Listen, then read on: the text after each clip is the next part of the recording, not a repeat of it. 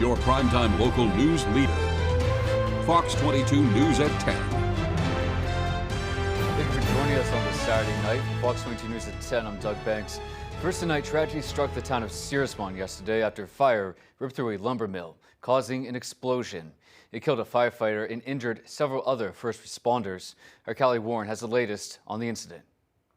The Searsmont Fire Department was dispatched down to Robbins Lumber Company. This is a mass casualty incident. A fire at Robbins Lumber at 506 Main Street in Searsmont claimed the life of an on-duty firefighter, injured several, and left crews battling hot spots well into the following day. Chaotic scene initially, and not because of the efforts of the first responders, but because of the magnitude of the fire involvement. The Searsmont Fire Department was the first to arrive just after 10 a.m. Friday, with multiple other Waldo County volunteer departments responding to knock down what started as a fire inside a silo in the mill. There's been a huge explosion. The silo just exploded. Multiple firefighters injured and burning. During their suppression efforts, an explosion occurred, causing a mass casualty incident. One firefighter was found deceased on the scene, identified as 27-year-old Andrew Cross of the Morrill Fire Department. Several individuals were initially reported to be in serious and critical condition. How many injuries do we have? Known at least 10, if not more.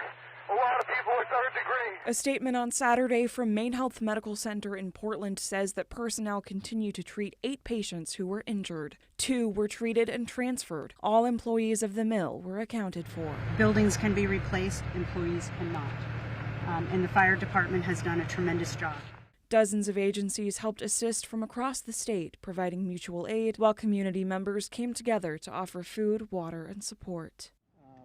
Here in Waldo County, most of our fire departments are made up of volunteers.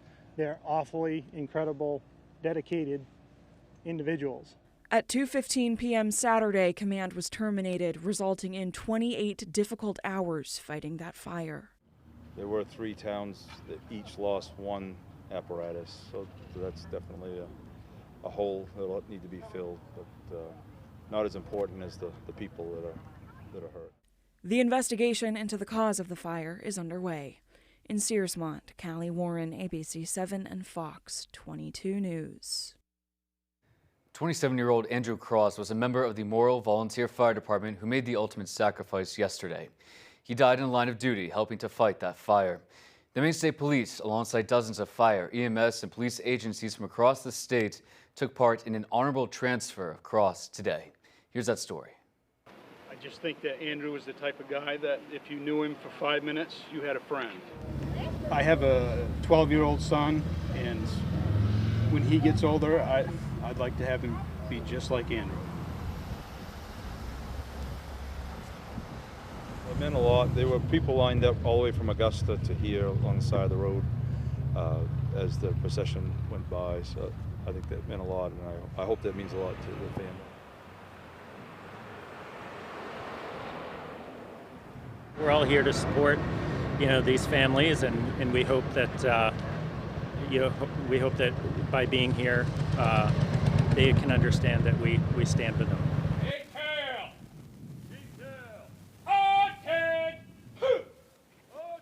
We're just kind of trying to understand it and absorbing the loss. It's just a terrible loss for everybody. Been an emotional 24 hours, and we're not done.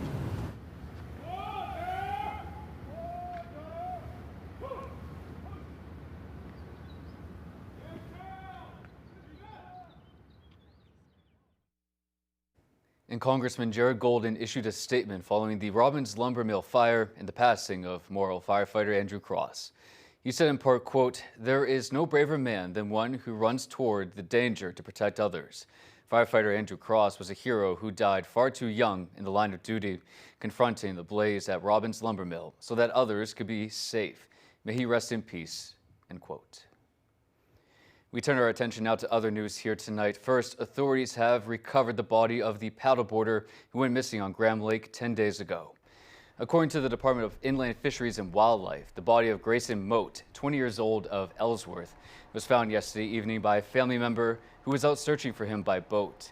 He was reportedly found dead approximately 2/10 of a mile from the shore of Graham Lake. The intensive water and air search remote began when he had gone missing while paddleboarding on Graham Lake on Tuesday, May 5th. Authorities say his body has been transported to the state medical examiner's office in Augusta. To Aroostook County now, one person had died following a terrible house fire in Aroostook County. According to the Department of Public Safety, crews were called to the scene of a structure fire at around 5 o'clock Thursday morning on Carville Road in Mapleton. The department says as firefighters fought the flames, responders located a deceased adult female victim in the residence. The victim has not been yet positively identified. The Office of the Chief Medical Examiner in Augusta will determine the identity of the victim as well as the manner and cause of death. The State Fire Marshal's office is investigating. The house is a total loss. The department said no additional information is available at this time. In other news, a former Machias man pleaded guilty on Thursday in U.S. District Court in Bangor to possessing child pornography.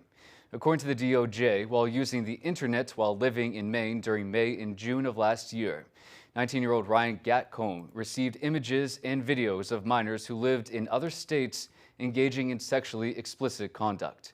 Investigators recovered the images from his computer and phone, but authorities say Gatcombe admitted to attempting to delete them after being contacted by local law enforcement. He faces up to 10 years in prison, a fine of up to $250,000, and up to a lifetime of supervised release. He'll be sentenced at a later date.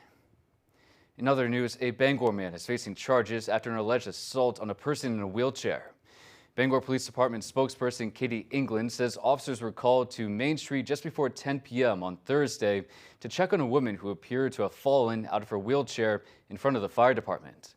England says after speaking with her and several witnesses, police determined 45-year-old Christopher Yenji had allegedly caused the woman to fall out of her chair and was still in the vicinity.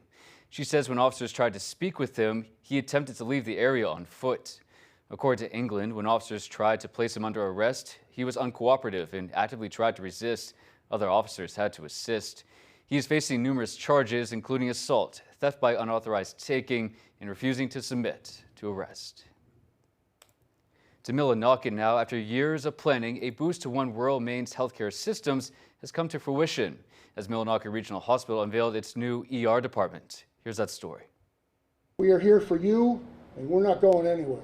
A new chapter for One Rural Maine community in its healthcare system was unveiled on Friday as Millinocket Regional Hospital held a ribbon-cutting ceremony for its new ER department, doubling the number of working bays, expanding the footprint of the department by more than 11,000 square feet, and bringing state-of-the-art technology to provide state-of-the-art care. It takes a village to build something of this magnitude in rural America. The ceremonial groundbreaking took place on New Year's Eve 2024. Around $13 million in congressionally directed spending went into the project and was provided by Senator Susan Collins. The generous contributions to the new emergency department received from so many individuals, foundations, businesses, organizations demonstrate how much this hospital means to this region. The opening of this modernized emergency department marks a significant step forward in our organization and for the community we serve. The total cost of the project was around $17 million. In early June, hospital officials say they'll be transitioning operations from the old ER to the new ER. Then the current space will be renovated, and once the renovation of the current ER is completed, the two sections will be joined together to make one large emergency department. In Millinocket, Doug Banks, ABC 7 and Fox 22 News. A local organization hosted a community event to celebrate the newest affordable housing development for seniors in Bangor. Alexa Kennedy has a story. Penquis, a Maine community-based organization, hosted an event at Milford Place in Bangor to celebrate the construction of its newest affordable housing units for older adults. The project will bring 40 single-bedroom apartments to the community and is expected to open in April 2027. Community leaders, project partners, and supporters gathered for tours and a ceremonial hammer and nail signing to mark the milestone. What we know in Maine is that we have a real lack of affordable housing for all ages, but in particular for older Mainers. Operations manager for Penquist, Peter Malia, says rising costs and inflation continue to impact seniors' fixed incomes, making housing inaccessible for many. We are definitely seeing that trend take place locally.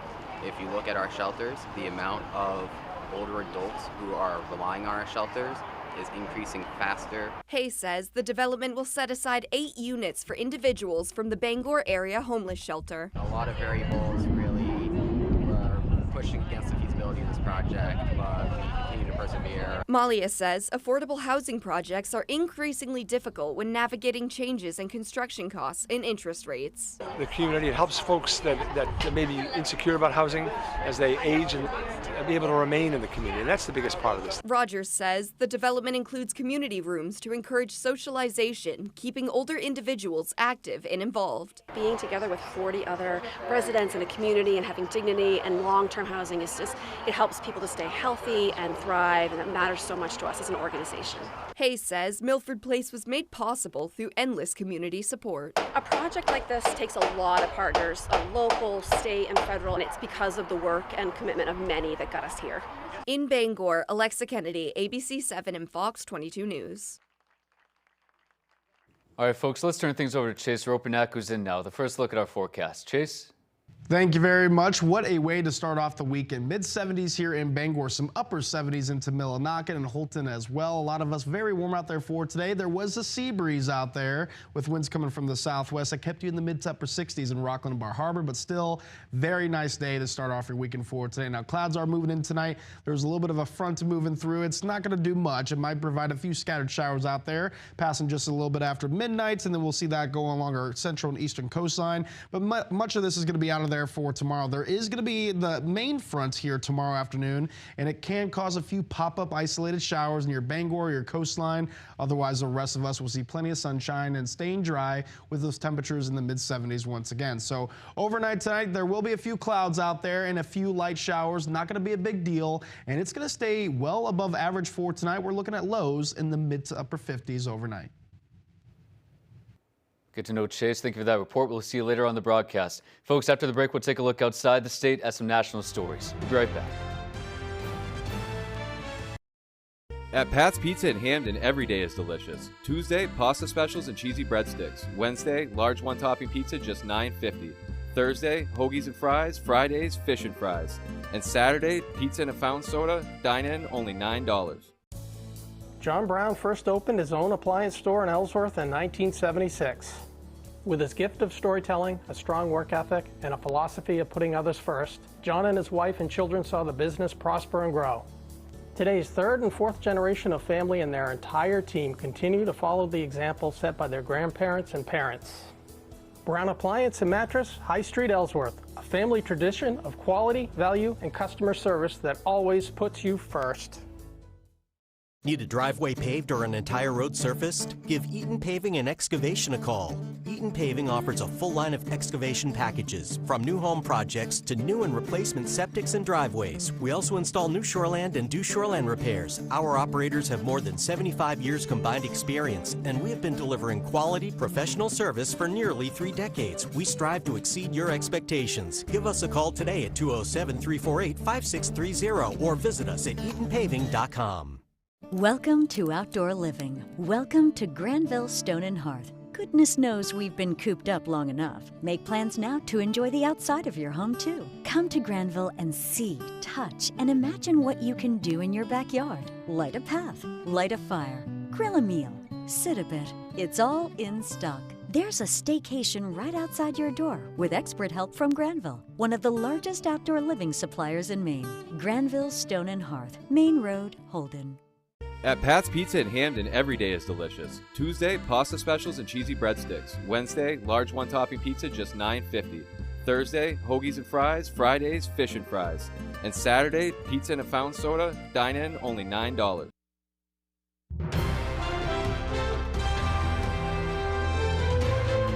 Welcome back, and thank you for staying with us. Iran announced this morning the country is working on a mechanism to manage traffic in the Strait of Hormuz for commercial vessels that will, of course, require a fee. Fox News correspondent Lucas Tomlinson has more from Dubai. After President Trump's summit in Beijing with General Secretary Xi, Vladimir Putin will be making the trip to Beijing on Tuesday to begin his state visit. President Trump sat down with Fox News' Brett Baer and explained why opening up the Strait of Hormuz remains a challenge.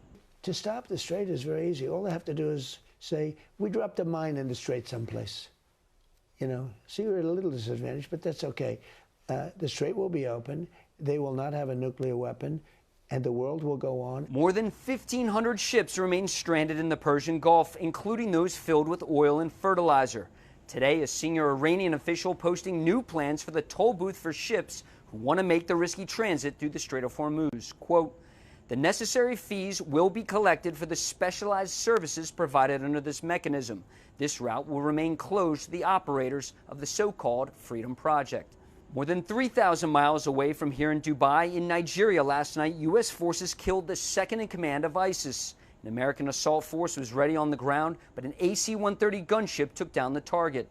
War Secretary Pete Hegseth posting, back in November 2025, President Trump declared to the world that we will help protect Christians in Nigeria and instructed the Department of War to prepare for action. So for months, we hunted this top ISIS leader in Nigeria who was killing Christians, and we killed him and his entire posse. Recall on Christmas Day, a U.S. warship fired Tomahawk cruise missiles into Nigeria to kill ISIS militants. Today, War Secretary Pete Hegseth was on the pier in Norfolk to welcome back the aircraft carrier USS Gerald R. Ford, who had returned after being at sea for more than 320 days, a record-setting deployment for an aircraft carrier strike group since the Vietnam War.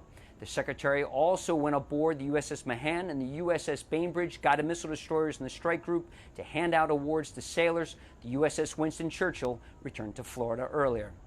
In Dubai, Lucas Tomlinson, Fox News. Hundreds of people joined an anti-government rally in Tel Aviv, Israel this evening. While many people in Israel were united immediately after the October 7th attacks in 2023 on Hamas, conflict in Gaza elsewhere in the Middle East have renewed divisions over the leadership of Prime Minister Benjamin Netanyahu. This past Wednesday, the Prime Minister submitted a bill to dissolve Parliament, taking a first step toward holding elections later this year. Now, the coming elections are in a few months.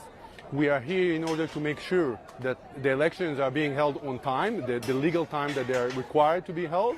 This is one. And the other thing is that we are here in order to make sure that the government is not sabotaging and weakening the democracy in Israel. Polling at this time indicates Netanyahu's coalition could struggle to win re-election. And back here in the U.S., the redistricting turmoil has Democrats scrambling ahead of the midterm elections. Under current maps, Republicans are likely to gain up to 17 seats, while Democrats could gain up to 6. Fox News chief congressional correspondent Chad Pergram reports.